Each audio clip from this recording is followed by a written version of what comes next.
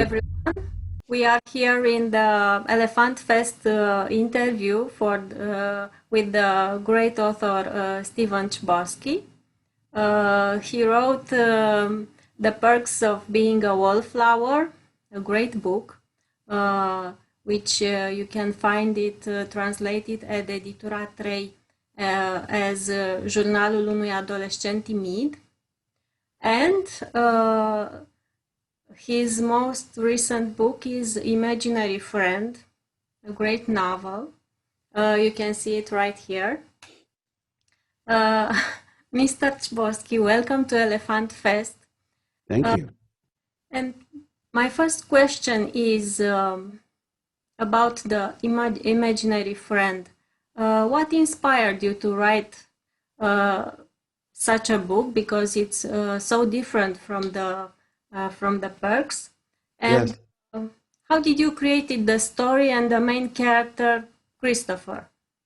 Well, yeah, my motivation for writing the book is, I as a fan of literature, as a reader, I love the coming of age book, and so I wrote The Perks of Being a Wallflower. The other genre I loved as much as the coming of age book was what I would call elevated horror. Stephen King is my favorite writer of all time. He's my favorite storyteller of all time. And he's a huge hero of mine.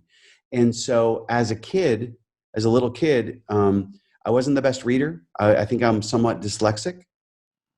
And the one author that I could understand his rhythms, was Stephen King.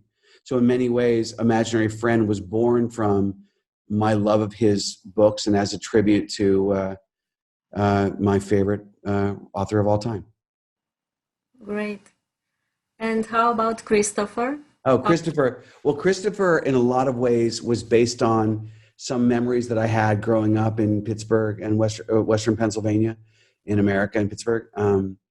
The same neighborhood, the same streets that The Perks of Being a Wallflower take place in. It's just, I think Perks was kind of the metaphorical horror of high school, and Christopher, an Imaginary Friend, was born from the more literal thoughts of the horrors of growing up, and the things that scare us in the dark.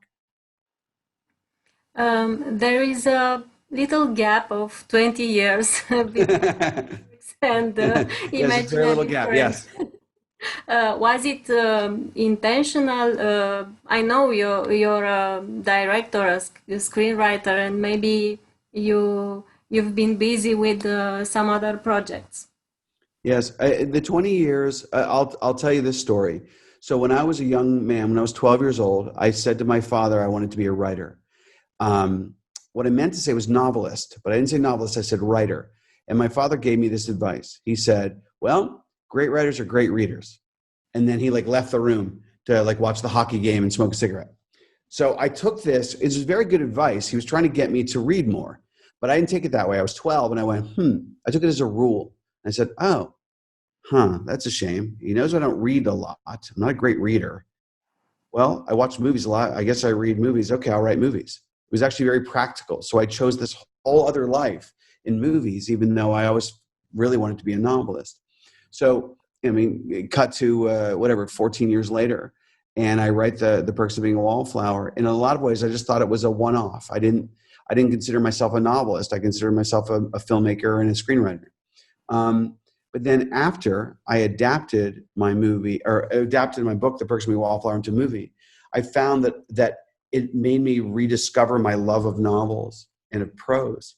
And I saw how adapting the one into the other, I don't know, it just made sense to me all of a sudden in a way. And I said, I'm going to write another book. I'd love to write another one and see, just to challenge myself, to see if I could write a different genre, to see if I could create different kinds of characters, to see if I could write in third person versus first, all those kind of things. So the 20-year gap is because basically I'm a movie director and a screenwriter. But I have to say, I so loved writing Imaginary Friend that it won't be another 20 years until my next one. Okay. The Perks was a coming of age story, but for me it's very hard to put Imaginary Friend in a genre. Is it horror? Is it mystery? Is it a spiritual thriller? I don't know. It has so many elements from many genres. How would you describe it? I exactly as you just described it. It is all of those things, and it's intentionally so. I would even add some fairy tale elements as well.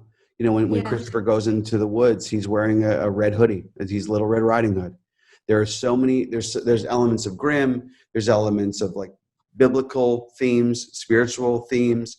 Um, in many ways, it's a traditional coming of age story in terms of like a little boy and his friends and that time where innocence might be lost. I wanted to use this platform to see if I could take all these different genres and all these different textures that I love and see if they could all live in the same space. Usually horror books, you don't care about the characters very much. Usually in character driven books, the narrative or the plot or the story is not as all consuming. So I wanted to kind of put the best of all of it together and see if I could, elevate the genre in my own kind of way, the way that Stephen King has done it for everybody. So yeah, I think it's all of those things, and what's I'm most gratified about is, horror fans have loved the book, but people like my wife, she hates horror, hates it. And there are many people, like I see you nodding, many people don't like it, but they love this particular book because it's about motherhood and it's about the bond between the mother and the son. And it's about the thing that we all felt as small children, where when you're young, you're so helpless. And let's say your mom is being mistreated or things are unfair to your family and you're too little to do anything about it. One of my first thoughts about this book was, well, what if he could do something about it? What if a little boy could do something about it? And I don't know, all those things kind of meshed together and created this book. yeah. I have three favorite characters in the book. Oh, great. His mother, Kate, because I felt so close to her. She's very caring, but she also wants to protect her child, and he is very determined to find the truth about what's happening to him. Mm-hmm. The special ed. Nice. Yeah, I don't know. Was that pun able to be translated? No. Okay, well, special ed. So in America, we call it special education. Okay, so if you're dyslexic or whatever, you go to the special ed class. So calling him, so it's special education. So special ed is a Yeah. pun, meaning that he's special ed, and yeah, Yeah. he's like the Special donkey. Eddie. Yeah, exactly. Yeah. They're great. How did you, or did you do any research to build these characters or are just coming from your mind? Well, they come from my mind for sure, but more. It's I feel it more. It's all body. It's the heart. It's the soul. It's everything.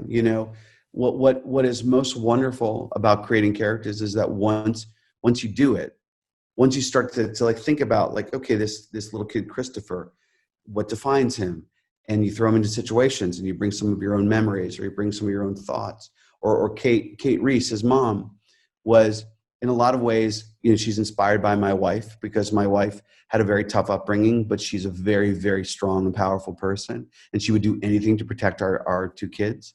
And that power is remarkable. It's the most incredible power I've personally been around, just that level of focus, love, and protection.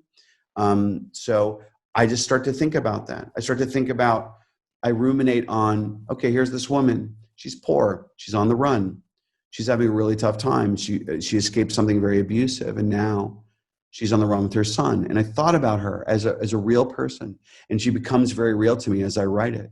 And what I loved is like, what if like a blue collar working class woman, not very educated, with single mom with this kid, what if she was actually the perfect person that could save the world because of all the things that she's been through in her life? So it's that I love to take people who in other stories may be treated as victims or might be treated as fragile, like broken people, and turn them into heroes. That I love to do it all over the place. Yeah, because I think that below the story, the main story, there is another level which is more serious about trauma, about Mhm. suffering, about mental frailty, about children who suffer. Mhm. Uh, I like Imaginary Friend because you can read it at so many levels, Thank depending you. on your literary background as a reader. Yeah. Um, Well, I appreciate you saying, like I said, I appreciate it very much. That's what I wanted to create. I wanted to create a book that has something for everybody, and that can deal with things that children face, that we are all very familiar with, but do it in a way that it's like using all the institutions of a genre, using all these different things of narrative to talk about something that's very painful to talk about usually, but it's easier to talk about it this way. And if it's easier to talk about, then maybe we'll talk about it more. That's what I'm hoping the book will lead to more conversations about the things that children and in many cases their mothers face. yes, it's true. Um, the ending it's quite special and Thank you. sticks to your mind, and it made me expect another book. And now you're telling me, I mean, the sequel to this Yes. book, and you're telling me I have to wait 20 years. No, I'd say you don't have to wait 20 years. I said you don't. You Okay, won't have to wait 20 years. I will be writing another book. Absolutely. And great. I'm very, very excited about it. And yeah, the story will continue. I'm happy. Especially as with that last little bit, and it, and maybe some of the people listening in don't know. It is a perfect setup. Oddly enough, when I first thought of it, I didn't think there would be a sequel, and then I fell in love with the characters so much. I said, I really want to write about these people more. The themes Yeah, it felt like there was more to talk about, so I'm very excited about that. great. I'm happy. Thank you. Um, well, do you see Imaginary Friend as a TV show or a movie? Yes.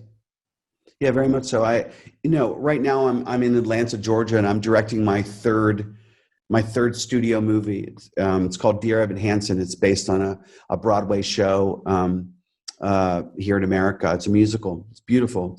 I didn't write it. It's one of my favorite things I've ever seen, and so I'm very, very proud that I get to adapt it. And I think that the Imaginary Friend, either movie or limited series or series even, will probably be done in the next couple of years. So I'll finish this, and then I have this thing I'm doing with my wife that I'm very excited about. But then, yeah, it's going to be soon, because it feels very ripe for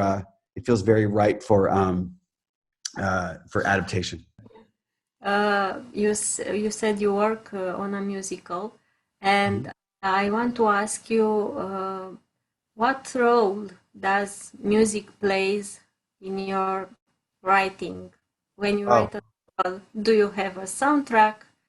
Because in the perks, there are many musical references, mhm. in the book, in the movie.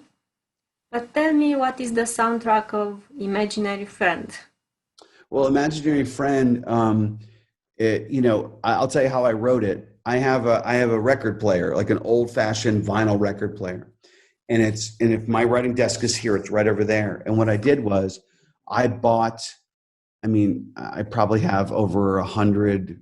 I'm not sure the number. I have quite a few soundtracks, movie soundtracks, television soundtracks on vinyl records, like all the horror classics, like Halloween and The Shining and this and that. So I have all these things, and I would just put on a record, and I'd do a side, and I would write for 22 minutes, and then I'd take the record, I'd flip it, 22 minutes, and it just became the ritual over the last several years as I was finishing Imaginary Friend. That became how I wrote it. So that music led to it in many ways, and also I wrote a little theme for it, a little piano theme. I write music a little bit, and I wrote a little piano theme, so I would always go back to that as well. It would keep me centered with it. And I can't wait.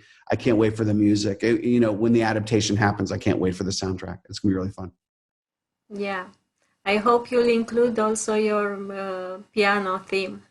Oh, I will. I will. Yeah. No, I loved writing that little thing. It was kind of, it was interesting. So yeah, I always like to, if I can, I like to get a little piece of music in my movies. Great.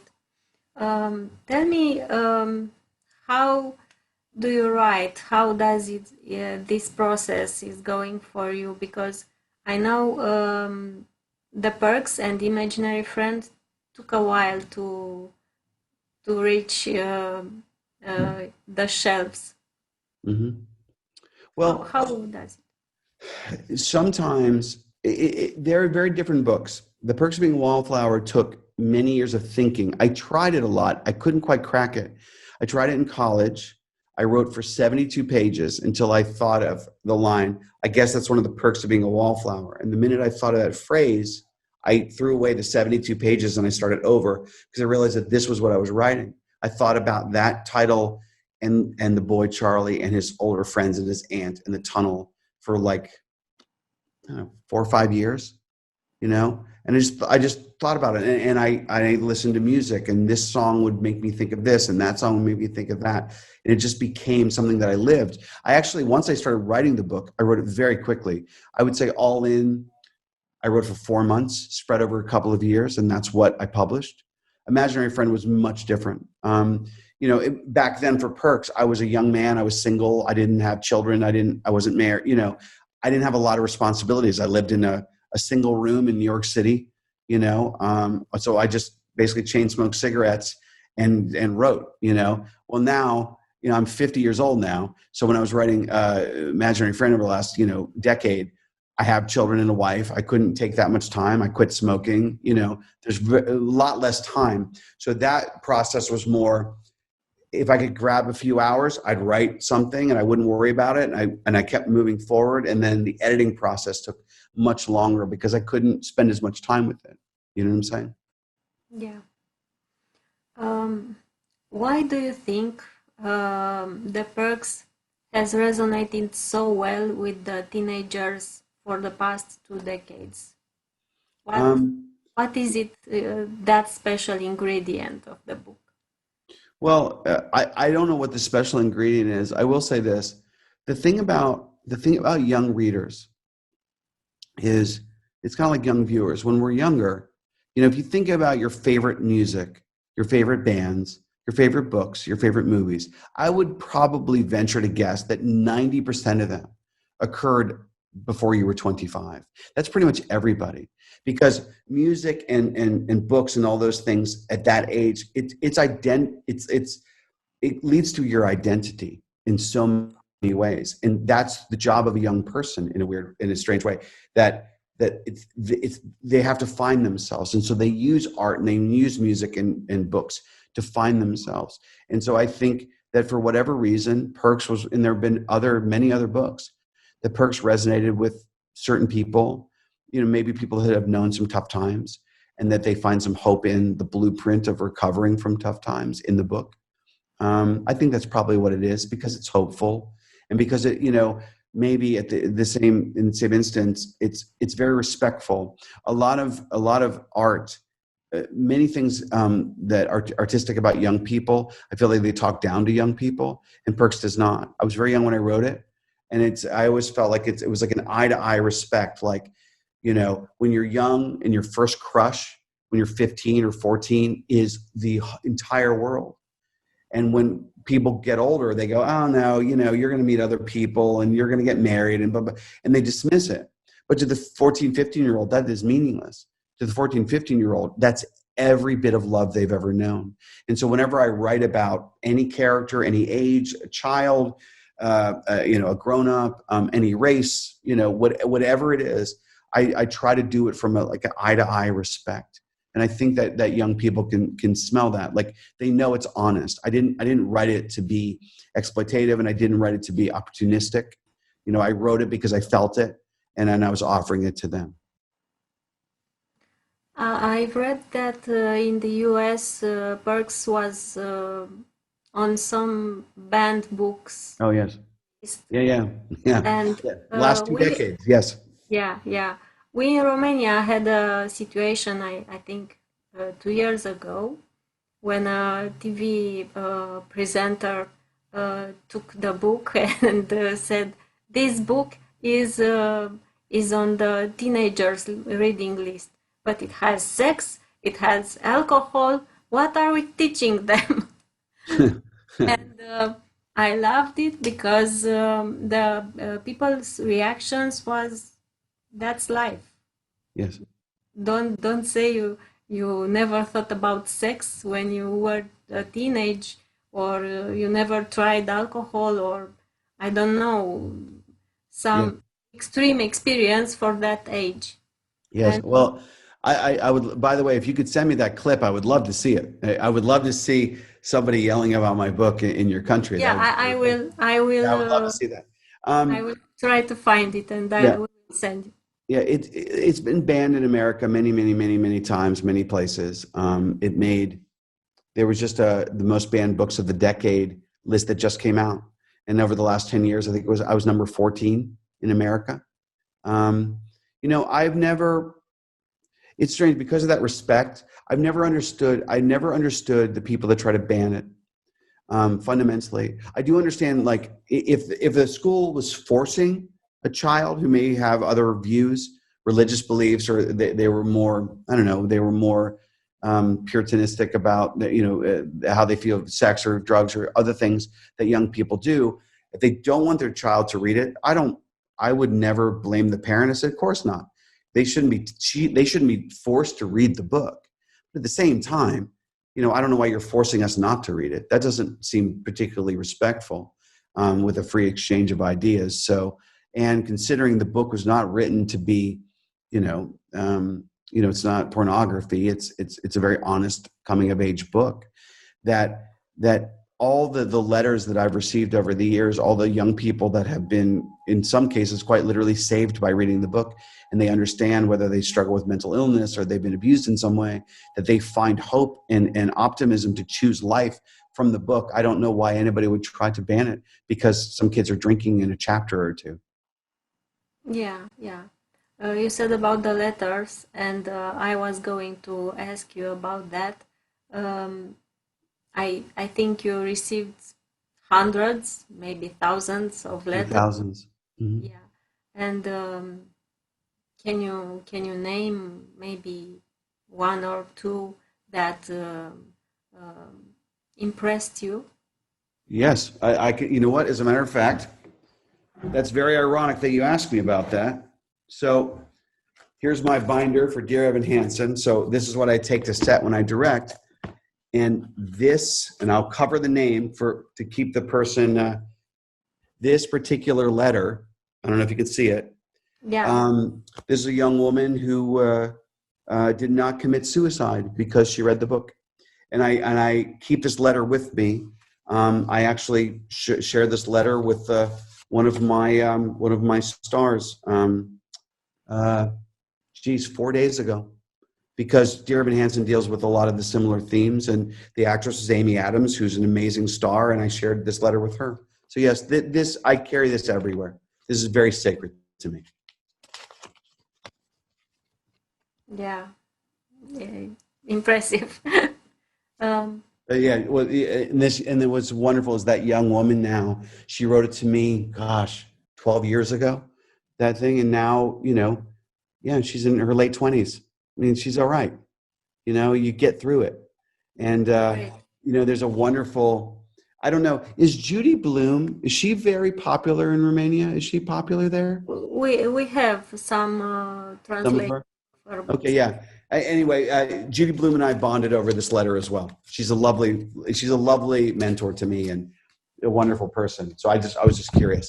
She's a treasure here in America. Yeah, it's wonderful. It's the proof that a book can save a life, Yes, it can. change a life. Yes, yeah, it can change countries. If you think about the power of the pen being mightier than the sword. I mean, there are certainly. I'm very proud of The Perks of Being a Wallflower and Imaginary Friend. There are better books than mine for sure. There are books that have changed societies far more, but I'm very proud of my little part of it. You know, that it's nice to really focus when you do art of any kind to try to be part of the solution or try to use it to not only entertain people or to give them a security blanket, like a favorite book or movie that they can go back to over and over again, you know, in the times when they're feeling lonely or sad or whatever. But it's just lovely to you know, be part of the solution. You know, Yeah. I'm very proud Great. of that. I'm proud to be part of that tradition. Great. Great. I think it was a wonderful interview. Oh, thank you. Yeah, no, I loved your questions. It was very refreshing and unique. I loved it. I love talking to you. Thank you so much. And I'm sure that your Romanian readers will be happy to see this interview during Elephant Fest. Thank you. We don't know, maybe someday you'll come to Romania and you'll meet them. I would love to. I would love nothing more. I think my wife and I have talked about when coronavirus, when we can travel safely again in a year or two, hopefully sooner than that. I basically told her, I said, honey, wherever in this war, wherever you want to go, you know what I mean? And so we might go to all the countries where we have some blood, Irish, Yeah. and, you know, UK and Italy and Poland, and we're going all over the place. So I'd love to see Romania. Love to. Yeah, from Poland you can hop in Romania. It's not far away. Yes. Thank you so much again Thank for you. the You take interview. care, okay? And Yep. have a wonderful time working on the musical Thank and you. on the next book of Imaginary. I appreciate it. I will. I'll have a wonderful time. Thank you so much. And thank you to it's wonderful to be part of this festival. Thank you.